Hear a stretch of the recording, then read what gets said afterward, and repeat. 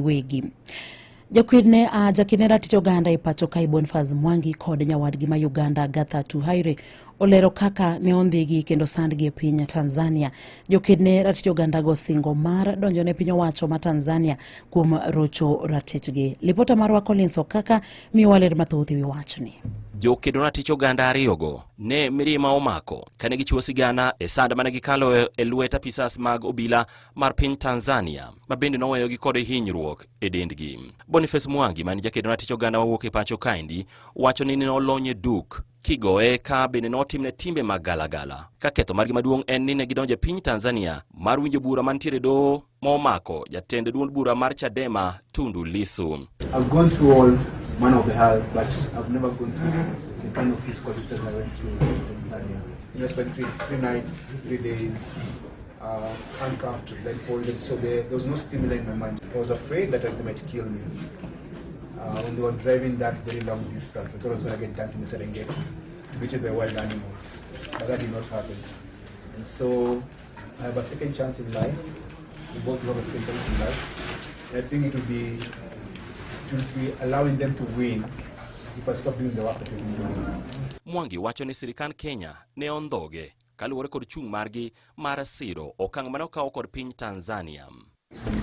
When he spoke, he did not apologize to me, he apologized to Tanzanians that he took our bad manners to Tanzania. So it's very clear that our government had a role to play in our country. The CDF in Uganda, who is also the president's son, sort of retweets, puts the tweet and says, that's why she's my favorite.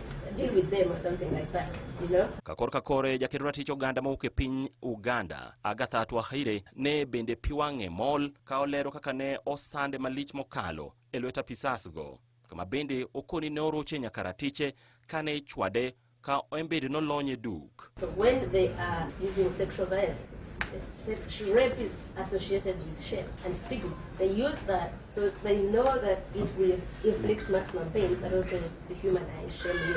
And it has worked in Tanzania because people come out and they say, I don't want to be looked at as a rape victim. And I dare them to publish those videos. Jakedne ratiro Uganda go koro ramo ni gibiro kawo okang' kokalo e nyim doho ne piny Tanzania kaluwore kod midhiero kod sand mane gikaloe e lwet apisas mag pinyno. So you're filing a case in Tanzanian court. You're going to sue the Tanzanian state in Tanzania. And we are going to sue them in every other avenue. Where we will find justice is where, because the international justice process requires that you first exhaust local avenues, and we have to do that. But like I said, we cannot expect justice from Tanzania, but we want to exhaust all other avenues, regional, the EACJ, which unfortunately also sits in Tanzania. Ne Radio Ramogi, Collins, Kaka.